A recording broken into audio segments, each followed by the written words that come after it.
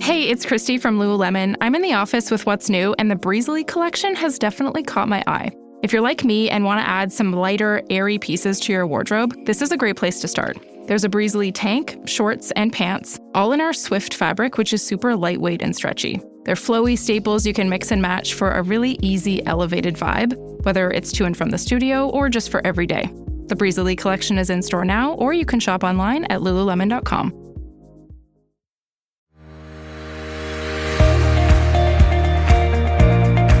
I'm JJ Virgin, PhD dropout, sorry mom, turned 4-time New York Times bestselling author. Yes, I'm a certified nutrition specialist, fitness Hall of Famer, and I speak at health conferences and trainings around the globe. But I'm driven by my insatiable curiosity and love of science to keep asking questions, digging for answers, and sharing the information I uncover with as many people as I can. And that's why I created the Well Beyond 40 podcast, to synthesize and simplify the science of health into actionable strategies to help you thrive. In each episode, we'll talk about what's working in the world of wellness, from personalized nutrition and healing your metabolism to healthy aging and prescriptive fitness. Join me on the journey to better health so you can love how you look and feel right now and have the energy to play full out at 100. I have one of my favorite guests back, and what's super fun is I have him in person. So I'm here at the Metabolic Health Conference, and I happened to notice that Dr. Rick Johnson was speaking, and I went, holy smokes, I finally get to meet him in person. And we just recorded an amazing podcast where we really looked at all the different theories about why we gain fat or why it's hard to lose fat. And there's 4 predominant theories, and what Rick did was go into every single one of those theories, how they work, what the hypothesis is, what is right about them. But then he went into the unifying theory that brings them all together.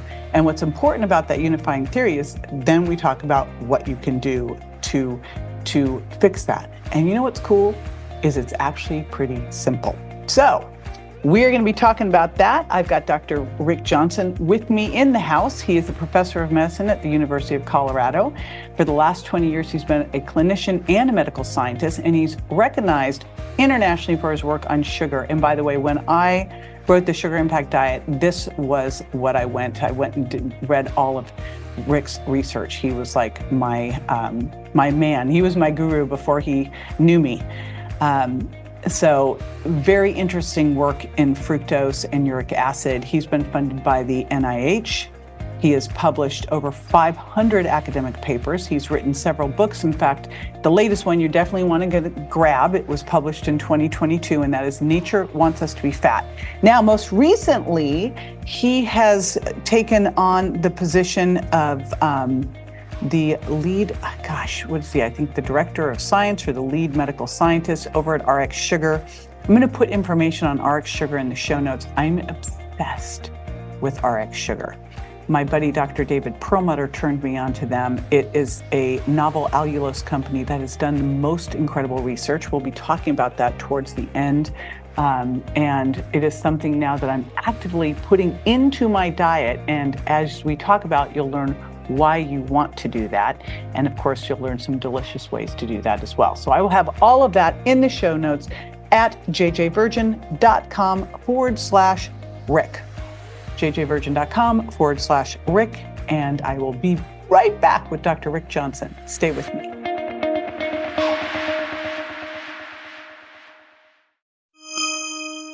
I've got Dr. Rick Johnson with me in the house, in my suite. I may never let you out. I'm so excited because this is interview number 3. Yes. And I just got to listen to your lecture today at Metabolic Health Summit. I took literally copious notes. And then I was grabbing all your slides because your slides are fantastic.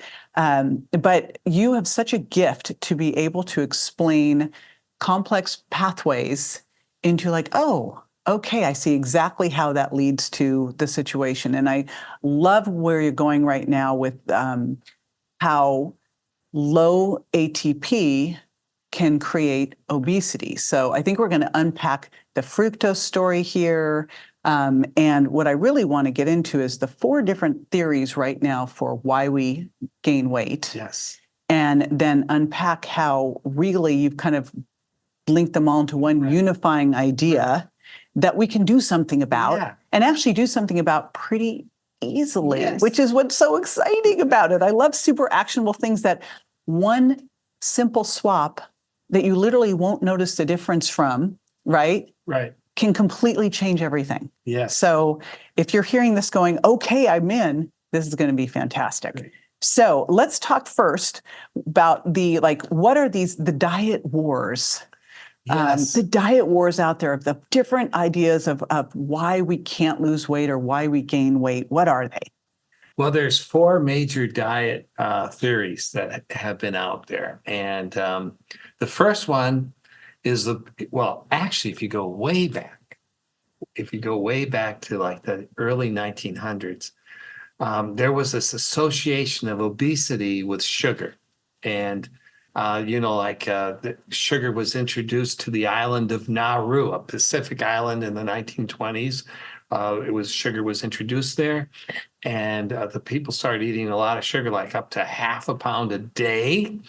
And diabetes was first seen there in like 1925 or 26. And then obesity just erupted. But there was this association where when sugar was introduced into a culture, there was this development of obesity. And so in the 1920s, it was thought that obesity was a sugar disorder. And same with diabetes. And Frederick Banting, the guy that discovered insulin, he actually said that he thought the cause of diabetes, of type 2 diabetes, was too much sugar, refined sugar. Now, this sugar hypothesis evaporated when Elliot Jocelyn, published a paper where he said, hey, I agree. People are eating sugar. Sugar is associated with obesity. There's no doubt. Sugar is associated with diabetes, no doubt. But the real problem is that people are eating too much. And he coined the term overnutrition. And when was that? Around 1926. Okay. But it was in the early 1930s where he really pushed it. And he said, obesity is from eating too much and exercising too little. And this is the cause. And this is also driving diabetes. And the world looked at it and they said, you know what? There really is, people are eating a lot more, it seems. And there really seems to be, we're exercising less. We got cars, we got all these things. And so this belief just took over. And then later, because fat is the most dense calories per gram. It's like twice the amount of calories. A spoon of fat is more than twice the calories of a spoon of carbohydrate or a spoon of protein. So fat had to be the driver. Plus, fat's in the coronary arteries, and fat is, causing all this cholesterol plaques. And so fat is the culprit. Now that was 70s, 80s, right? Well, it was actually... Was it way before then? It was even a little before. In the 50s, Ansel Keys, who was a nutritionist. He sure wreaked havoc. Yeah, he sure did. He really did screw things up. Yeah, he really did. It's amazing. Did. Yeah, and so there was, for a long time, was thought to be fat. But the fat idea started to disappear when all the studies came out challenging it. But the idea that we're eating too much and exercising too little still remains one of the major theories. And it's like the National Institute of Health really has pushed this theory. Scientists at Oxford, very esteemed universities. So that's my bank account theory. That's the bank account theory. Yeah. So basically the idea is we're eating too much, we're exercising too little, and the extra energy has to go over into fat. Right. The thing we don't look at there is that it's very different where the calories come from. Right. Right? They don't care. I mean, even if you stayed isocaloric and took some of those calories away from, say, carbs and put them over to protein, this magic would happen. That's what they say. So we have the bank account model. Then I call it the chemistry model, the chemistry lab model, which is it carbs? Is it insulin? Yes. Is it, and specifically within there, I would think fructose. Yes. Or is that going to be later on down the road? Fructose will be later on. But so we have those. So the first one is the energy balance. And the biggest argument for it is that people really are eating more per day than they were like in 1960. And we are extra moving less, right? Yes. I think actually it's, and this is a really important distinction, because we've got to look, when we look at metabolism, we have, basal metabolic rate, then we have thermic effect of food, then we have exercise and activity. And we may all be exercising, but we're sitting on our butts more than ever, which is actually more caloric expenditure should be than even the exercise. So, right. We probably are moving less. Okay, what's the next one? So the second big hypothesis, and these first two are the big ones, the carb-insulin model. And this one is saying, hey, it isn't just about calories. It's the type of calorie. And it's really carbohydrates. And when you eat carbs, you stimulate insulin. And high insulin absolutely drives fat. And so it's really all about how much carbs you're eating. And that includes sugar, because sugar stimulates insulin. But it also includes things like what we call high glycemic carbs, rice, potatoes, bread, cereal, foods that most people love. Hot bread, Come on, I grew up in San Francisco. Yeah, exactly. Like I literally, growing up every day after school, my girlfriend and I would buy a loaf of late bake extra sour sourdough bread. Every day, every day. Well, I loved bread so much that in college, my roommates gave me a loaf of bakery bread as my birthday instead of cake, because I loved hot bread with a little butter. And it's true. People like carbs. There's an intrinsic liking of glucose or a sweet. Well, aren't we kind of hardwired to seek that out? Yes, I mean, that way we can go eat a bunch of it and hibernate. That's common. Yes, absolutely. You're right. But anyway, so the carb insulin model is it says it's actually not just calories, it's insulin. And the point there is that if you go on a low fat diet, you're going to be on a high carb diet, and that isn't going to be good. And one of the things a low carb diet does is it really says that it's not just driving obesity, it's driving diabetes and all these other things, which the bank account model doesn't really account for as easily. Well, the thing you showed today that I thought was really interesting, because the bank account people will argue it doesn't matter if your calories are restricted. But what you showed today that I was like, this is so important, is that you could still have, keep calories the same or restrict calories if you shifted so that you were eating a high carb, especially fructose driven diet. You would have more visceral adipose tissue. You would change your body composition. So your weight might stay the same, but what your weight was made up of would change dramatically, which is a major problem. And if you start to shift from muscle mass, and now all of a sudden you're getting more visceral adipose tissue. So now you're lowering muscle, raising fat. You will gain weight over time because your metabolism's going to shift. Yeah, you're exactly right. What our group is showing is that when it comes to calories, higher calories will lead to more weight gain. But if you give the same calories but you restrict carbs, you will get a lot additional benefits. It will.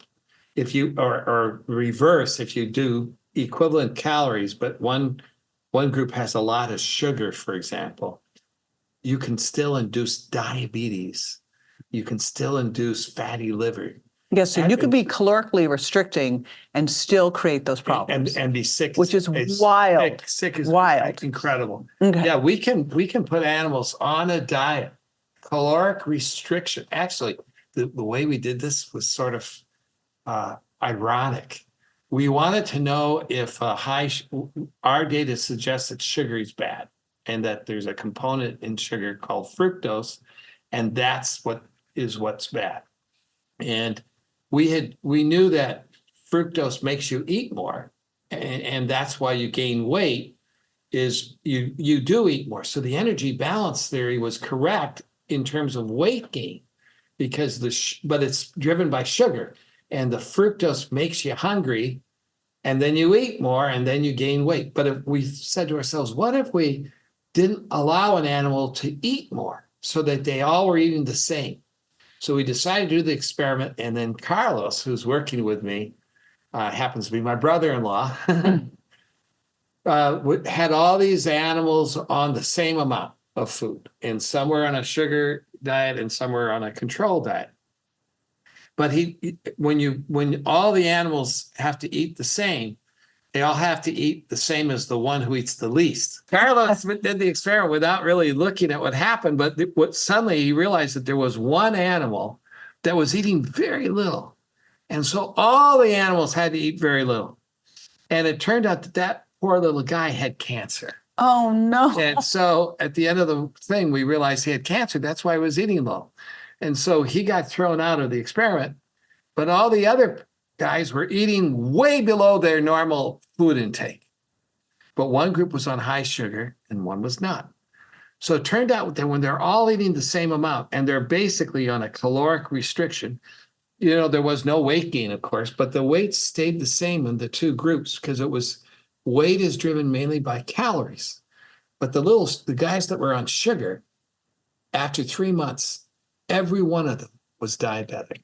That is crazy. The other guys on a caloric restriction, totally normal. The ones that had the high sugar diet all had fatty liver, all had bad fatty liver. They all had high blood pressure. They were, they had the insulin resistance. They even had dysfunction of their islets, where the insulin is secreted. And they had visceral fat. Weight gain correlates with getting diabetes. And that's because almost everyone who, develops metabolic syndrome, it's a cluster. Their weight goes up, they become insulin resistant, but you can separate it. But see, this just shows that while the bank account model might be true in the way that, yes, you restrict calories, you lose weight, it doesn't show what's happening with the weight. Totally correct. So the point isn't to lose weight, the point's to get healthier. Yes, so that's why the energy balance hypothesis does not solve the problem. Okay. And that's why low-carb diets do. But there's more than just these two models that you Yes, there's two other ones. There's recently Chris Kenobi, who you probably have met or don't know.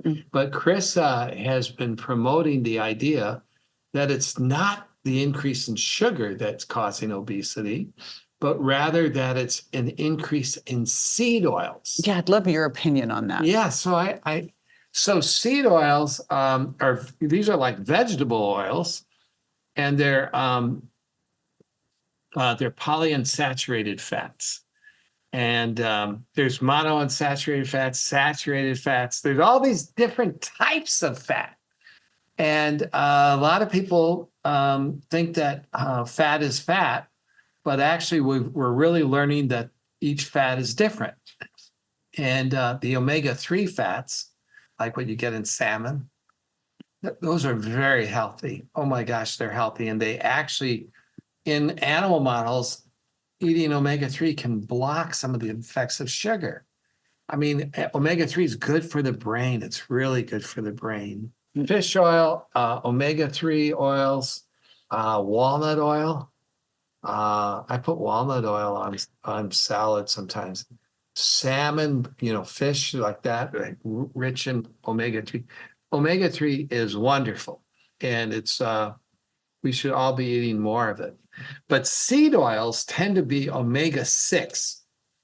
Now, at the NIH, or if you take a healthy person, very healthy person, and you give them omega-6, it's sometimes hard to show that it causes inflammation. And people think that omega-6 can cause inflammation. But if you give it to someone who's sick, it's a little bit easier to, and it turns out that omega-6 is turned into things called prostaglandins, so that it comes in, it's used to make substances. And they're good prostaglandins and they're bad prostaglandins.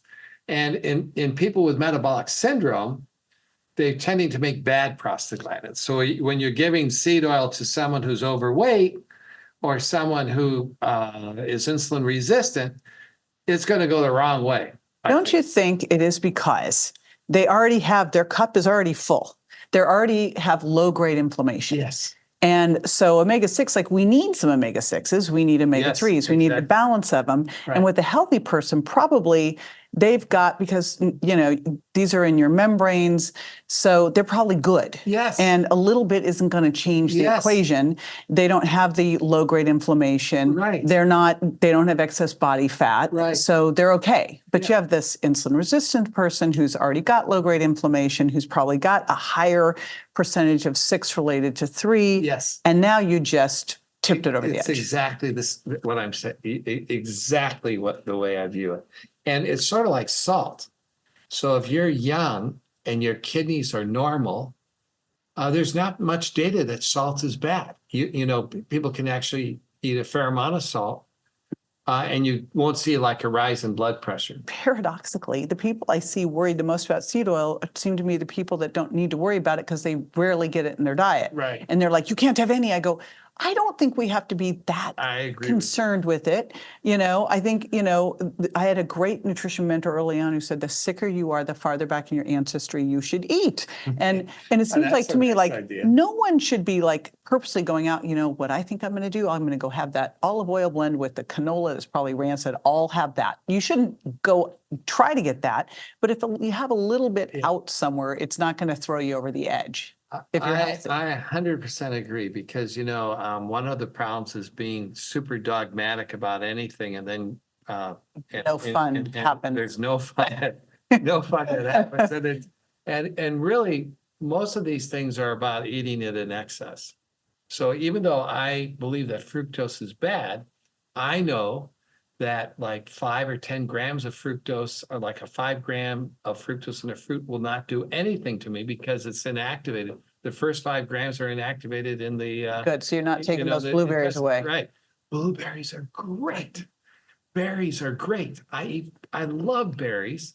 If I was eating like 4 bananas, that's going to raise my glucose up. That's not going to be good. If I eat a lot of a bowl of grapes, that's not going to be good. But like a single fruit is not going to do anything except give you good things because it's got fiber, potassium, chocolate, or chocolate. I was like, what kind of fruit you having? Sorry, epicatechin.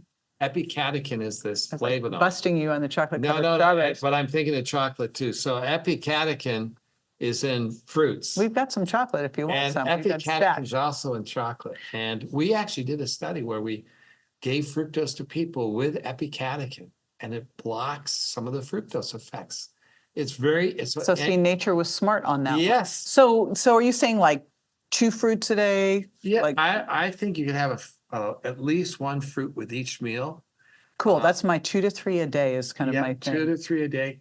Don't eat 4 fruit put it in a blender and make a big fruit juice because then you're going to get 15 grams of fructose or 20 grams of fructose and we drink it fast and that's when you get it. I don't think no juice. Yeah, no juice. I'm okay with like a 4-ounce or like a shot glass worth. But who wants that unless you're having it with tequila? What's the point? So you can exactly. So a little bit of fruit juice is going to be okay. Okay, so but if you're you get making that a big glass of the fresh orange juice that we love, and we're in Florida, no. I never drink juice. Good for you. I just do maybe a little. If I'm not having dry farm wines, then I will do a little tequila with a little lime juice. But lemon and lime have no fructose. Yeah, they don't. Right? So, okay. So the seed oil thing, probably not. Right. Probably just. But it is fat. It's just problematic. And but most people aren't chugging down. I would assume most people who, let's say, like we're at a conference that's a keto-based conference, I doubt they're doing seed oil. Yeah. I just doubt it. Yeah. And then, it's probably just problematic for the person who's already inflamed and not aware. And so the fourth one, is the fourth one the salt one? No, the fourth one is called the protein leverage. Oh, yes, I love this hypothesis. And so this hypothesis is that, a lot of the processed foods we're eating and or that many people are eating, are low in protein and high in fats and sugars and carbs. And so that we're having a relative reduced protein intake. And that our bodies need protein. Our bodies need protein for muscle. They need proteins to run all the chemistry. Most of the things in our body that turn things on and turn things off are made from proteins, enzymes, and all that. So you need to have, protein is what makes up muscle, and it's super important. And we don't store it. Yes. And you need that nitrogen. And so if you're eating like proteins and carbs and I'm sorry, not proteins. If you're eating carbs and fats and all this stuff, and you're not getting your protein, there's this thought that the body responds by wanting you to eat more.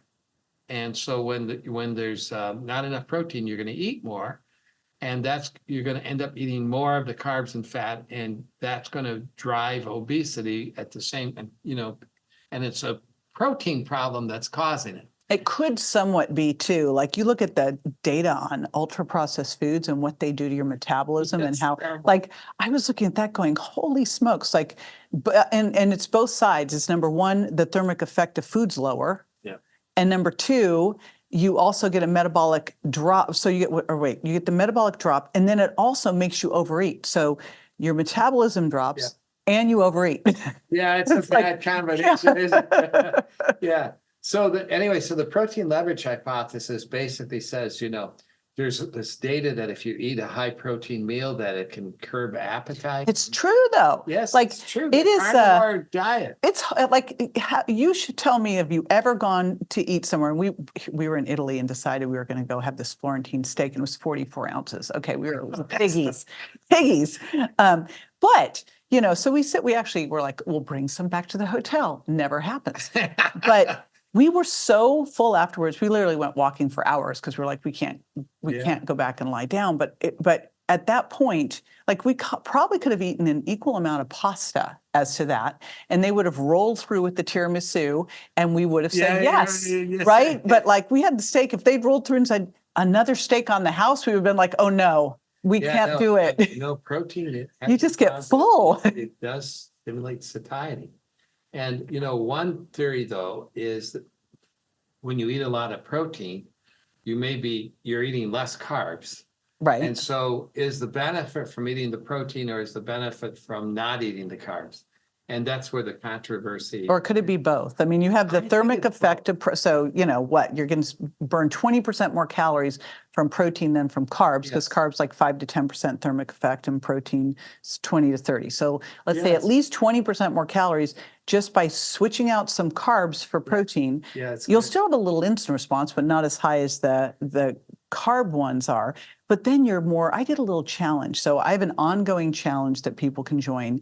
That is my Eat Protein First Challenge. It's my next book, by the way. Good. It's great. But all we have people do, it's like one thing.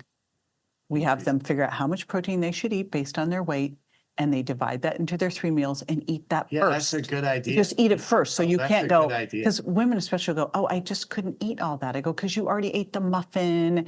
And no, just eat it first. Yeah. And what we found is in just a week, people were like, I wasn't hungry. I didn't have cravings. Yeah. I'm convinced a lot of our food cravings are ultra-processed food, but also that protein leverage hypothesis. So they do this terrible thing. Most restaurants will serve like a basket of bread. You say no. Don't you just say no to that? We try, yes. We try. I have a kid. You're blaming it on your kid. Yeah, no, he always wants rolls, and but I have to say that if you do get the bread, and first off, a low carb diet is by far the best way to go. Intermittent fasting is great too, and a keto diet's great. But if you're not on that, and your bread is something that you can eat a little bit of, don't eat it in the beginning of a meal, because it's going to be absorbed more rapidly. You're going to get a higher glucose and a higher insulin spike and more fructose. Well, and if you wait till the end and you ate that steak, maybe you won't eat it. That's a good idea. There you go. So I like the idea of a basket of steak. Well, when we order the Caroline, appetizers, that's what we do. We order some kind of like, protein well, thing. I'm gonna There do you that go. tonight when I go out to dinner. Excellent. Do that. And then how's the weightlifting been going? Oh, I have been doing. Because you made like a promise to me. Yes, yes, Yeah, I did. I wanna get not this so on. good at it, but I do go to the gym. I'm going to the gym more. Okay, what do you do at the gym? Because just going to the gym actually Well, I will tell you doesn't what- do it. I go to the gym and I walk around and I look.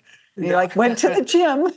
No, what I do is I do the stationary bike, which is not weightlifting. But I've been doing weightlifting, a little bit of upper body, and I do stretching too. And as I Let's get do older, some legs. I just had Dr. Andy Galpin here this morning, and he said the single most important thing for us in terms of our strength as we age is our leg strength. I believe that. And I also believe that stretching is really important, just because as a physician, when I see people who are really old, one of the things that can be the end is falling. Right. And they fall and they break their hip, and it can be like the beginning of the end. They get blood clots, or there's some complication, or they hit their head when they fall. And so falling is a real serious issue. And some of the most important things is to kind of keep the legs strong. And do some balance. That's what we balance. talked about today. Yep. We talk, well, what I do is I'm getting up there in age now. What I do is I stand on one foot and I put my sock on the other foot, while I'm standing. And, I do these things just, to keep the balance.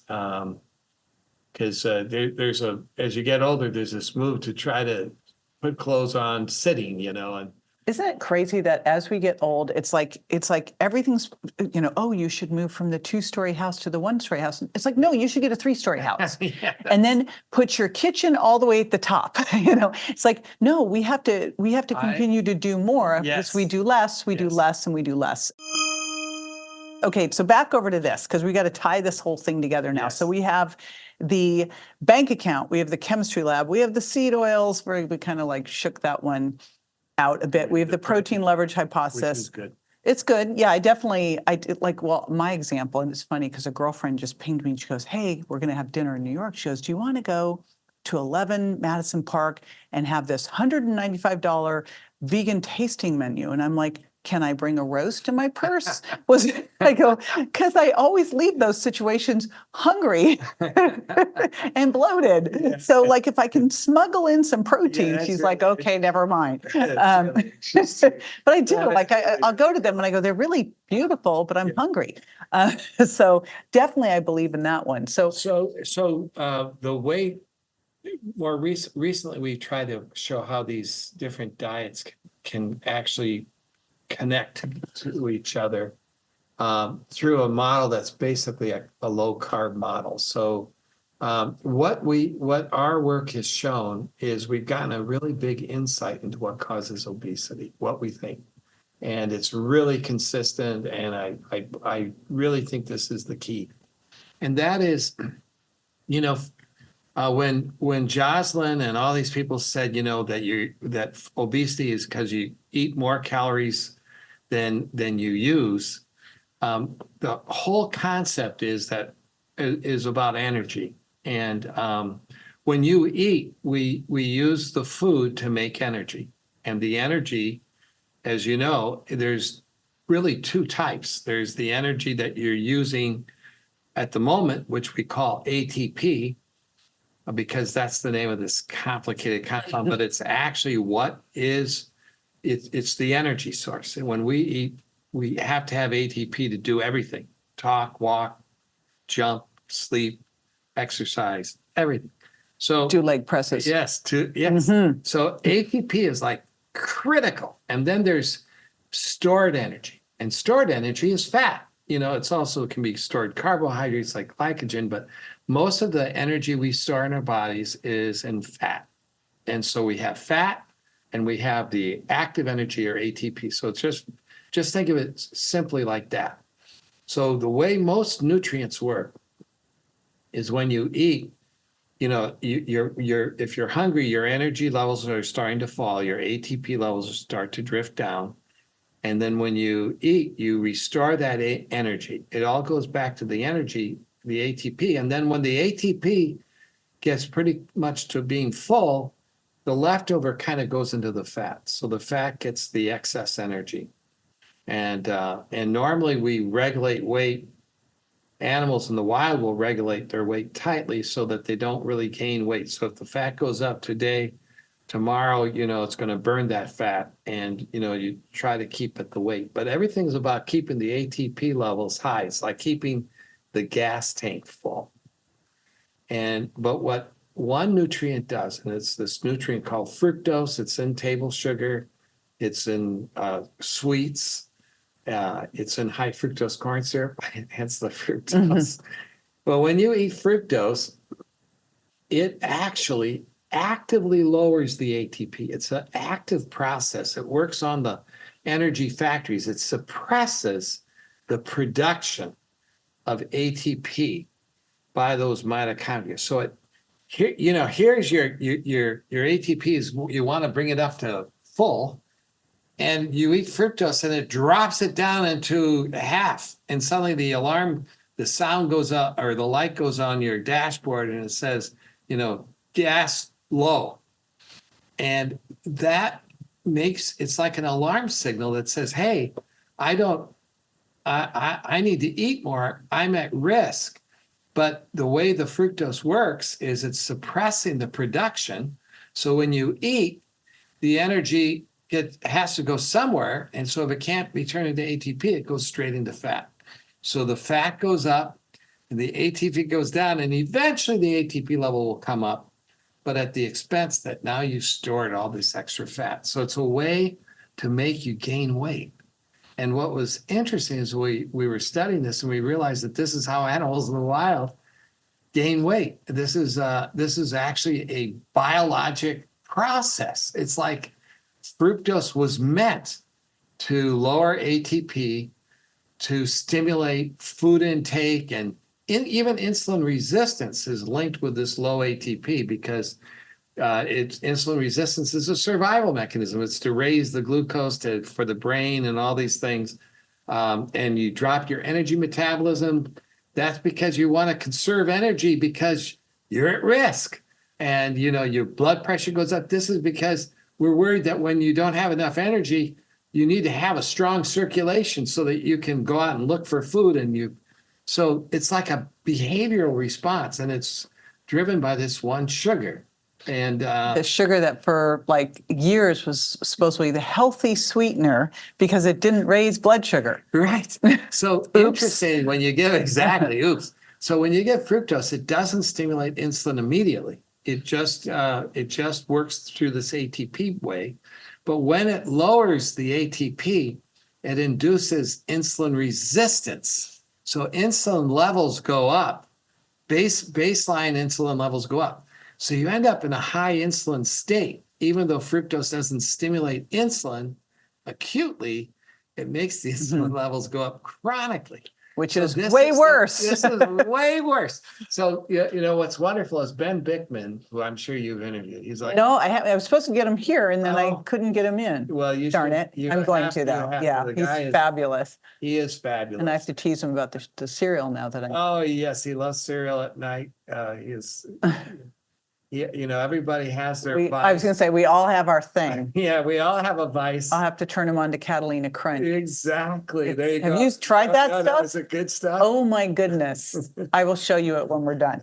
It's my vice. I actually have it hidden here in a drawer. Okay, well, everyone has a vice. There's no one who doesn't. No one is perfect, right? But anyway, but the thing about fructose is it makes the insulin levels go up. And you can make fructose. So originally, it was so depressing when I figured this out, because originally we were thinking fructose was just from the sugar we were eating. It was mainly so easy problem to solve. Sugar, It's from the high fructose corn syrup. It's not easy because that's in so many foods, but it was concrete, But unfortunately, everybody who was in nutrition already knew this. They knew that potatoes and rice and bread were fattening.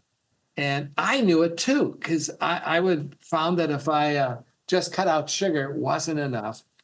And so it turned out, it turns out that carbs stimulate fat in part by stimulating insulin, just like Ben has said. But also, when the blood glucose goes up, some of it gets converted to fructose. And so the only way you can make fructose is from glucose and starch. And so starchy foods will make fructose, and then your energy drops and it triggers the whole thing and causes insulin resistance. And Ben has made the case that insulin resistance is at the key of everything. And he wrote this beautiful book, I think, Why We're Sick or something, that talks about insulin resistance. And but what's interesting is fructose causes insulin resistance, and that can happen from carbs. So the carb insulin model says, hey, carbs drive insulin, which drives obesity, but carbs also drive fructose, which drives insulin, which causes it comes back. It's the same formula. The carb insulin theory is correct. It's just that it isn't all from acute insulin effects from glucose. There's also a fructose insulin resistance pathway. So what's really interesting is a fructose. It explains the energy balance because fructose makes you hungry, so you eat more, and fructose drops your energy, so you exercise less. Yeah, so now you're moving less. Yeah, you're moving eating less, more. Eating more, and you're activating this insulin pathway. So it actually combines the two theories, but the energy balance is really only driving weight, but the carb pathway is driving disease. Yeah, and I think that is such a key thing. Yeah. Because my mission is to get people to stop focusing on losing weight. Right. And instead focus on improving what that weight's made up of. And I had a great mentor early on. She goes, you don't lose weight to get healthy. You get healthy to lose weight. And so I realized it's really, you get metabolically healthy to improve your body composition. And if we could stop, like the fact that you go to a doctor's office today and you still get on a scale instead of getting on a bioimpedance scale or doing it is so stupid. I can't even believe it is still happening. I'll tell you a story. When I was in Gainesville and we started doing this, we had I consulted with a young lady who was a bodybuilder. And she had a beautiful shape, and she'd get up and do this professionally and lift weights. But she ate very little, but she liked sugar, and she was eating kind of a high sugar, low calorie diet. And she got fatty liver. Wow. And bad, where she actually started getting ascites, water in. Wow. And she also got hypertensive, and she got insulin resistant. So even though she was had very little external fat, she looked like a pro. She looked like she looked like she was on a carnivore diet. You would think, but like inside she was a mess. This is the disturbing thing with that, and it because that whole statement, you can't out-exercise a bad diet, and it's kind of argued back and forth because they're like, oh yeah, when you exercise more, you can get away with those things. What you just showed is, no, you can't. So what is really interesting here is, and I think this is important, and I actually think this is the real big message, because the message really is that we have to look at what our weight's made up of, and is the diet we're doing improving our health? Because so you look good and inside you're a train wreck. Right. That doesn't make any sense whatsoever. Yeah. That as a physician, for a long time, we were sort of told that, obesity was a disease and that it was associated with, insulin resistance and all these things. But you can separate weight gain from metabolic disorders, and you can be thin with bad metabolic disease, or you can be overweight and be relatively healthy.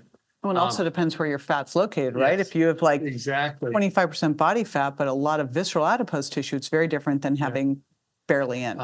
Absolutely true.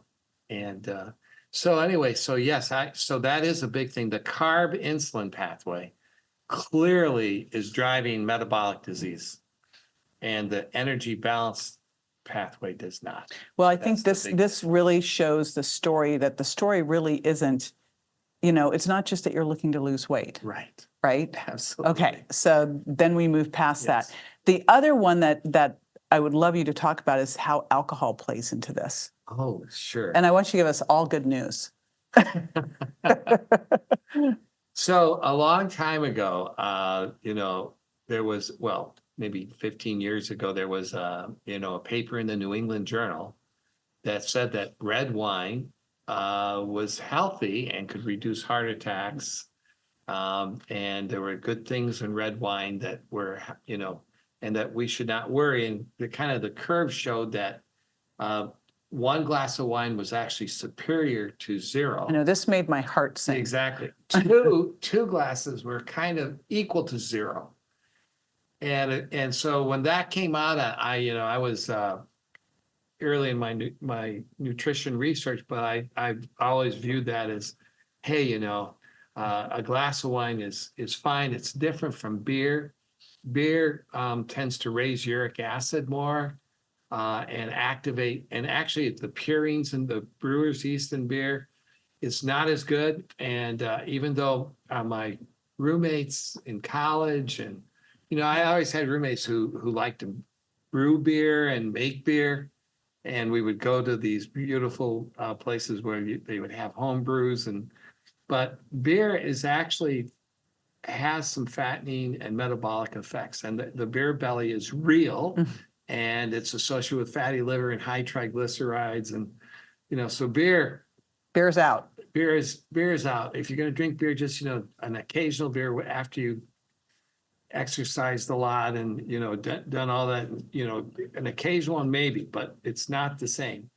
And hard liquor can also raise uric acid pretty strongly, and it's often mixed with sugar, right? And all these, and frankly, alcoholism is much more common if you're drinking hard liquor, because you can drink a lot more of it. Drink probably a lot more.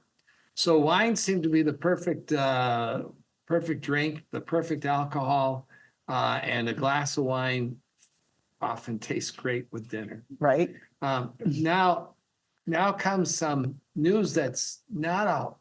I know. Well, Huberman's podcast, darn it.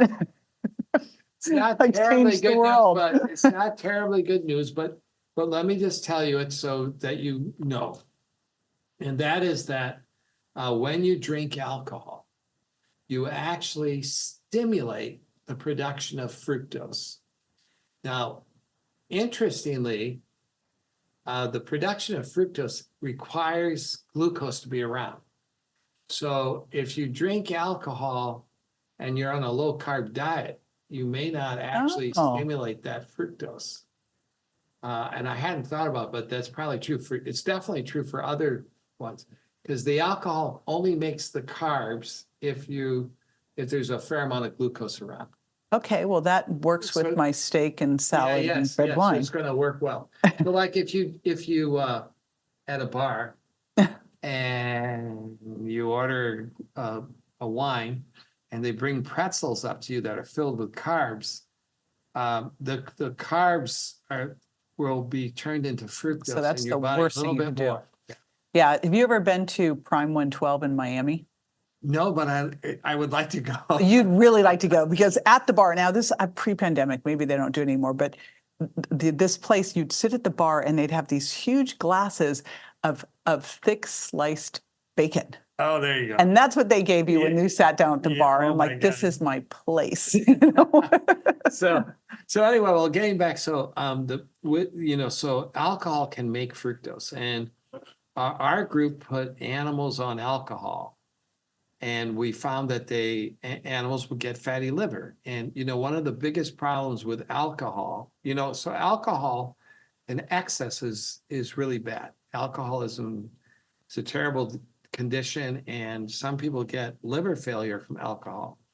So although I like wine and I would easily have a glass or two, I am afraid of becoming an alcoholic, and I'm sad when I see alcoholics because excessive alcohol can really lead to bad liver disease and liver failure. And so when we gave alcohol to animals and they made fructose, and fructose causes fatty liver, wow, they got, over time they started getting liver disease. And likewise, if I gave alcohol with sugar, the liver disease was much worse. And I should argue that this was, or should mention this was work done with Miguel Lanaspa.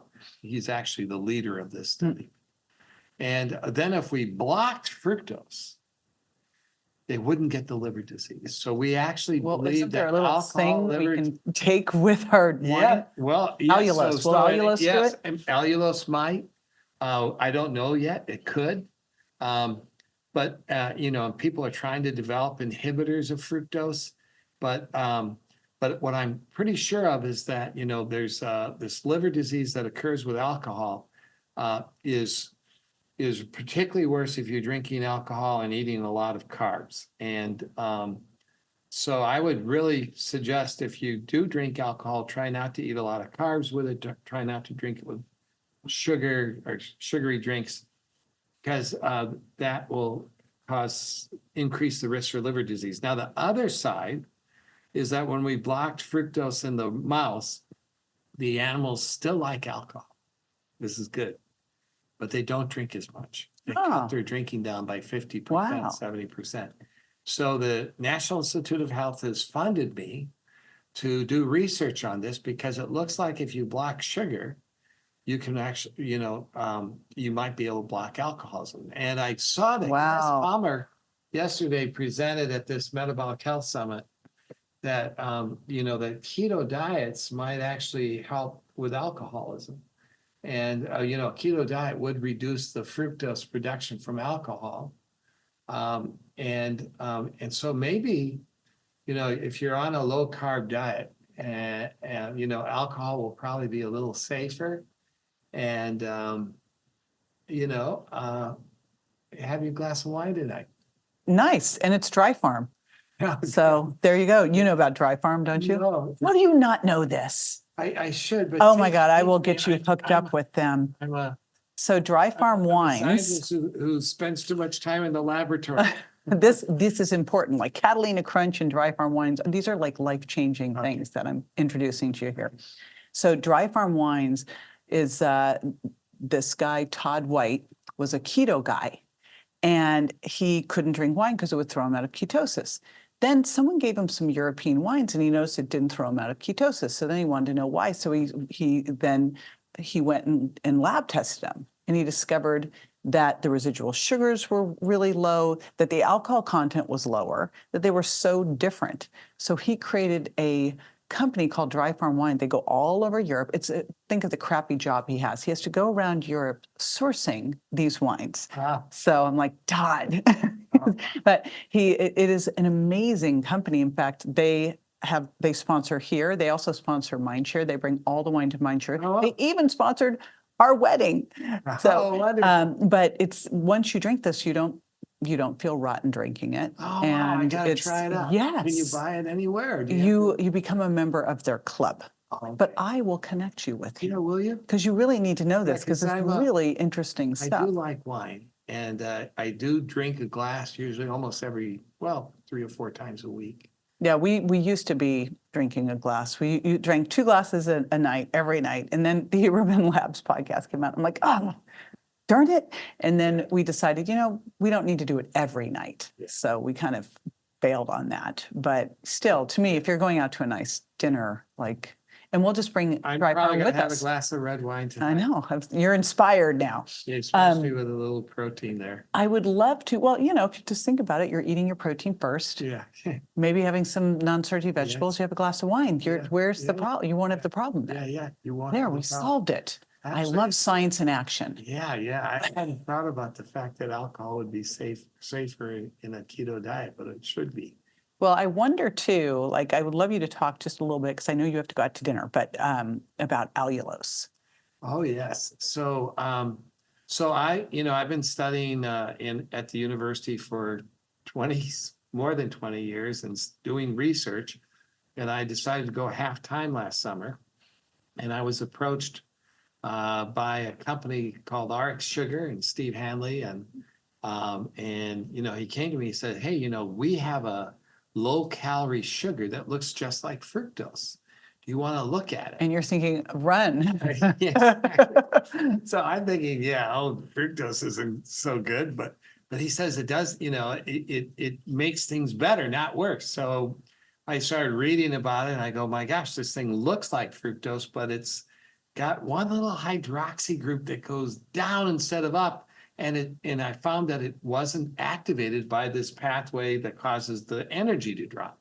So I go, so it's not causing the energy drop, but it looks like fructose. Maybe it's a safe sugar. And I'd been reading about it and I thought, well, and then they started sending me papers that suggested that it might actually have a metabolic benefit, and a low-calorie sugar with a metabolic benefit. Yeah, come on.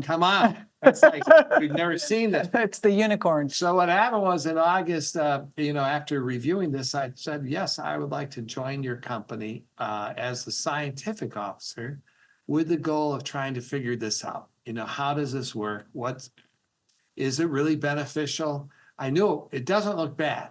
And all the papers suggest it's beneficial. And since then, we have 2 clear findings that are shown in people, and it's very, very evident. One is it does lower glucose levels, especially after a meal. Doesn't lower glucose much if you just take it. You have to, it's really, if you take allulose with a meal, it blocks that glucose rise. Yeah, which is huge. So you're lowering the blood sugar response to a meal. Yeah. So all the things that everyone's been doing to hack their blood sugar, this is it. Yes, this is and a great you need to take it, because when I heard that, first of all, I've been trying to crack the code of, okay, how much of this? Before the meal, during the meal, after the meal? For the glucose part, you can take it anytime during the meal, but obviously if you gave it in the beginning of the meal, it would be a little better. And the amount, it can be 10 grams or less. Okay. There are papers showing 5 grams, which is very little allulose. It's like half a bar. But a 10-gram bar for sure, you'll get a big effect. And you may want to try it out and just check it. I'm going to test it. Yes, test it. You'll be amazed. And then the second is that it stimulates GLP-1. Yeah, this is beyond exciting for a lot of different reasons. Like to have, because GLP-1 agonists are the big rage now. And I was lucky, last year, I was in a lecture at Integrative Healthcare Symposium with Dr. Bill Seeds, who is he's been using peptides for years. And he was telling us everything beyond, he was talking weight loss, but then after the talk ended, he started talking about the neurocognitive effects, the cardiovascular effects. Like if you start to look at GLP-1, I think we're going to be blown away at what it really does. So when we look at this, it's clearly stimulating GLP-1. We just did some experiments this week where we, confirmed it.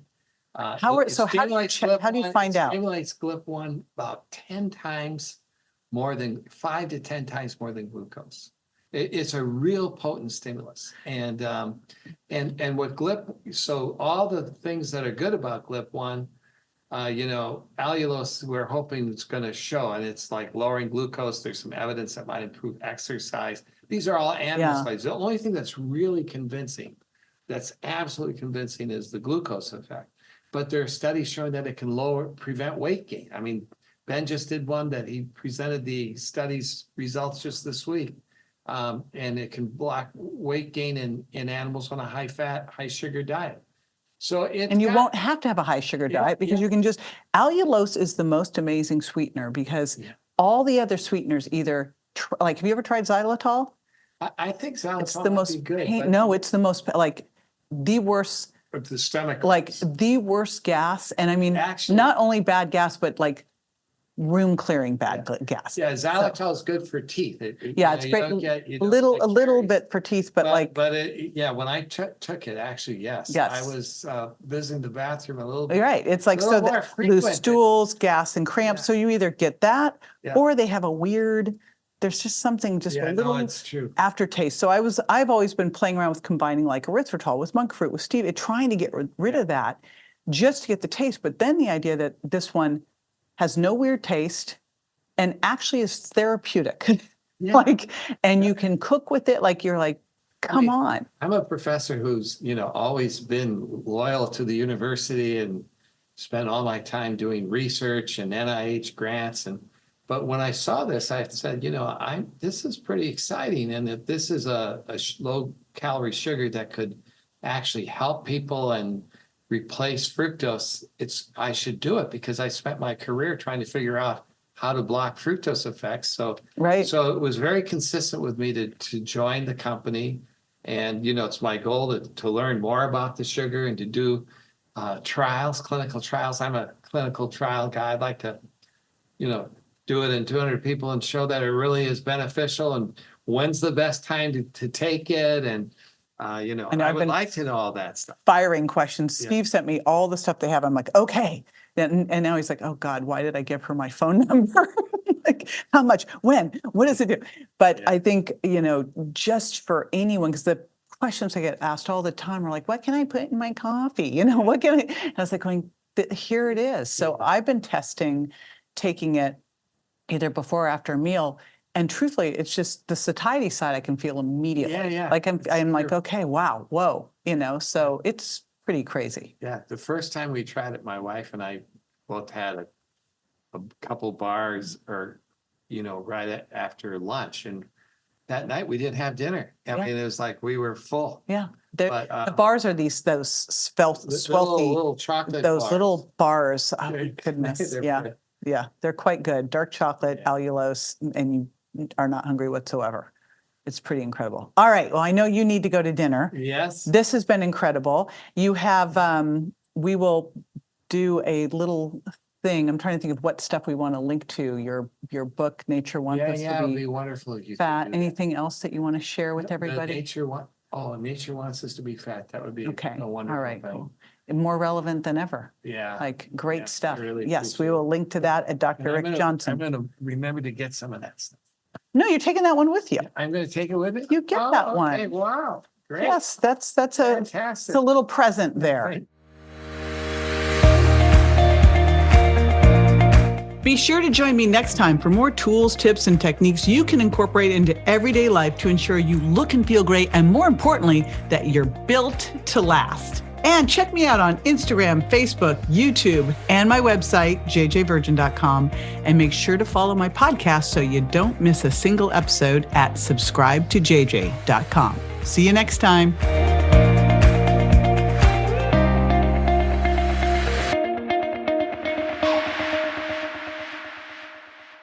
Hey, JJ here. And just a reminder that the Well Beyond 40 podcast offers health, wellness, fitness, and nutritional information that's designed for educational and entertainment purposes only. You should not rely on this information as a substitute for, nor does it replace professional medical advice, diagnosis, or treatment. If you have any concerns or questions about your health, you should always consult with a physician or other healthcare professional. Make sure that you do not disregard, avoid, or delay obtaining medical or health-related advice from your healthcare professional because of something you may have heard on the show or read in our show notes. The use of any information provided on the show is solely at your own risk.